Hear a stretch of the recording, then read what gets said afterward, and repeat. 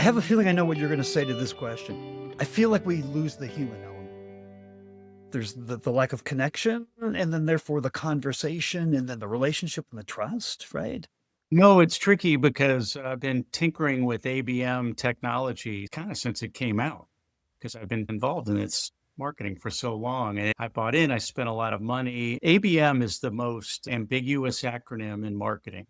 Account marketing means different things to different people. And there's so much interesting technology, and some of it can help out, but it doesn't so much help you on the human side. It can give you some good intelligence, but no, there's a whole that's what makes it such a challenging role is you're just trying to get a meeting. Forget about the old days of the awareness and interest and that whole thing. That's good. It's too convoluted now. I just want to get a meeting. And if I get a meeting, I want to be there with the sales team because a marketing person who's not getting FaceTime with clients or any direct interaction with clients, it's sort of like you're losing oxygen. How can you really understand the market? So you got to stand there and be part of the discussion. So let's say I did get a meeting with you. Here's an example. Let me give you just one little anecdote, and there was a lot around it, but we won a very large deal. This is years ago at a prior company, the last company I was in.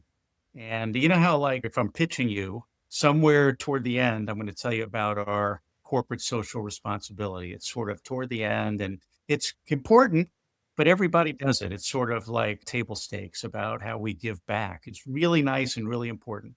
And one time years ago, a CIO kind of stopped me in my tracks and she said, Paul, I get it. You guys are out trying to save the world. It's important. Just leave it out of this conversation. It has nothing to do with, this technology and just, you're right. So then I was in a tough battle with this one client, with a competitor at this one client. And I just took a picture. This Mindtree had this great program of taking very underprivileged people. They're actually in India called rag pickers. They just go on top of piles and pick junk that they sell for pennies. And Mindtree, which is such a wonderful culture, they created a program and gave these people badges and uniforms and a job. And it was around recycling.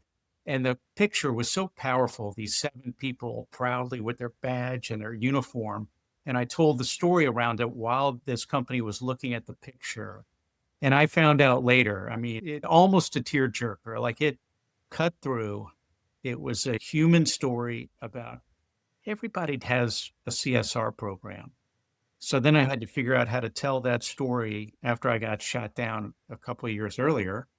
I had to tell the story in a way that created an emotional bond. There's ways to do it. That same meeting, I memorized their mission statement because I liked it a lot. It was like a healthcare thing. And I was up there talking to them and I rattled off their mission statement without notes and connected it to Mindtree's mission statement. We won that business. Here's the key. I really did believe there was a connection. It was no BS. People can tell. When I told the story about the rag pickers, I get a little emotional now telling you, people can tell. You have to express humanity, but you have to have humanity. It's sort of like when you're working with people, you have to care about people on your team. You have to act like you care about them, and then you really do have to care about them. People will know.